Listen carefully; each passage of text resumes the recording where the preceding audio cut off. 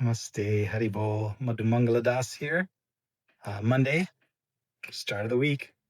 Hard to believe we're actually heading away on Sunday. So we're getting ready to, after having been here for 6 months, we actually can't stay in Canada for longer than 6 months. My wife doesn't have her PR card yet, which we've applied for, but we literally have to go. We don't want to overstay the maximum 180 days. I was born and raised here, so I have a Canadian passport. But yeah, so mixed emotions, which is normal. We're excited to go, but we kind of, we like being in one place at one time. So, but again, this is the temporariness of the world, and it's so nice to have a practice, a sadhana, to basically come to every day, good and bad, up and down.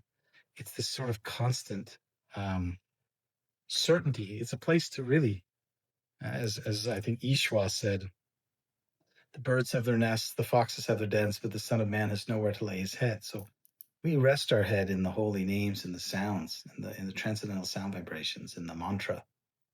And I recently showed my friend Sean the Gopala, Govinda, Rama, Madana, Mohana mantra, and he really liked it. So he's got a set. I gave him a set of beads. So I keep them with me everywhere, but I was like, the best beads are the ones you use. So they're not really meant to, they're nice. They feel nice, but they're not really meant as jewelry. They are meant to be used, which is, I'm not saying he's not using them. I'm just saying, reminding myself and others that we want to use the beads, engage the sense of touch. And we don't have to, the power of the mantras they don't require we're not the doer of it. We don't have to make it work. It's like if there's an electrical current in the wall, I don't need to will it to work. It's working. It's the current is running. The mantras are like that too. So let's just chant a little bit here. Gopala, Govinda, Rama, Madana, Mohana. Gopala, Govinda, Rama, Madana, Mohana. Gopala, Govinda, Rama, Madana, Mohana. Gopala, Govinda, Rama, Madana, Mohana. Gopala, Govinda, Rama, Madana, Mohana. Gopala, Govinda, Rama, Madana, Mohana. And there's no hard and fast rules. You can find your own breath, your own beat, your own melody. You can sing these, say them.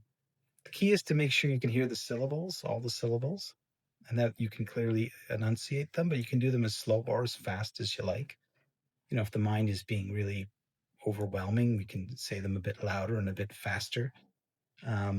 It's nothing like a public kirtan where a bunch of people together are doing this, and it really clears the mind. It's like, clearing the cobwebs from your head or getting rid of the birds that have landed in your head.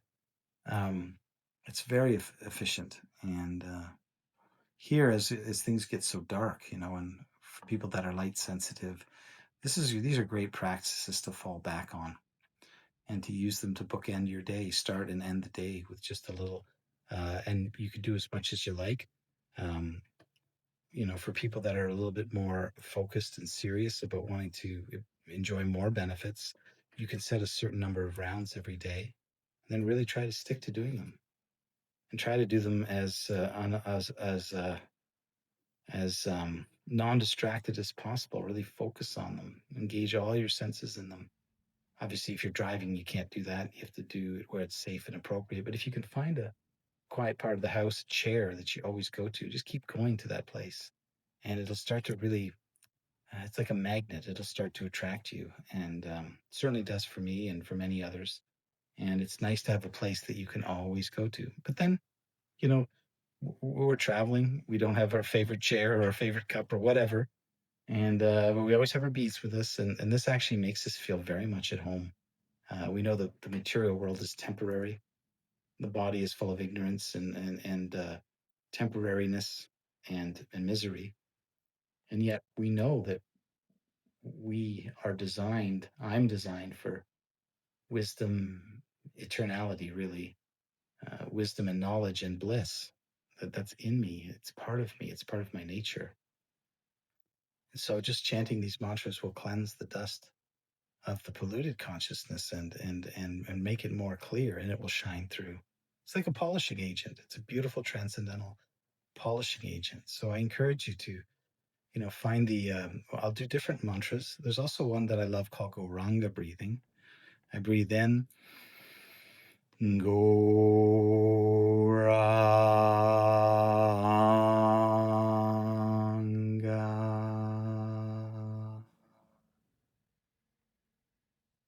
And as I'm breathing in, I'm thinking of that sound and then to the length of my breath.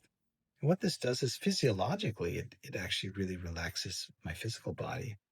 And I still get the beautiful transcendental sound vibration, but I get it's like double bonus.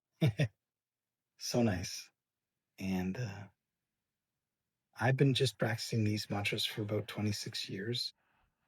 It's a short period of time compared to many people, but I know that through thick and thin, up and down, youth and age, health and sickness, it's been an amazing tool, and it's certainly I can't imagine a day without it. It makes my days so much better. It takes the edge off of the material world, and I don't have to imbibe an intoxication. That's another, we can talk about that another time. But it's so nice. It's so nice to get a high from sound vibration, and I don't have to buy it. I don't have to go looking for it. Don't have to worry about being arrested. Like so many parts of the world, intoxicants are rightfully so banned, and they become more popular now. But it's such a dangerous method to try and solve your problems by taking an intoxicant. And there's more to that later. I'm not judging the use of them so much as just know that which is sweet in the beginning and easy is often bitter in the end, and that which is hard and difficult at the beginning, like a new practice, is very sweet in the end. And I know that these mantras that we're teaching they've never hindered us. They've only helped us. They've only helped me and those around me. So I want to wish you a really good evening. Hope you get some rest. The days are darker. Try not to pound the coffee too much.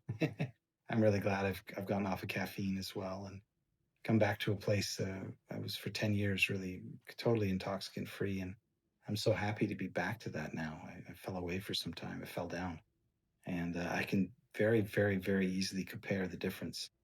And it is so nice to be free, mostly from. I mean, there's always the call of the siren.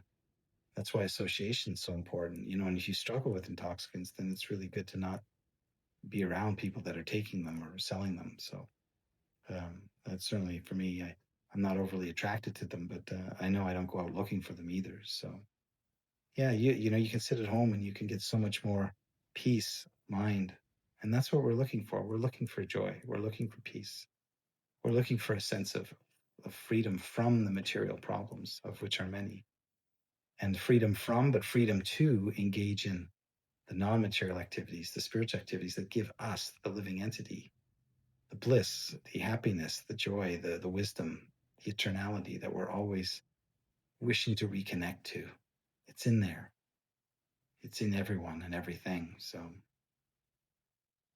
namaste, haribol, and have a great night. Thanks for listening. I hope you're well and wish you well.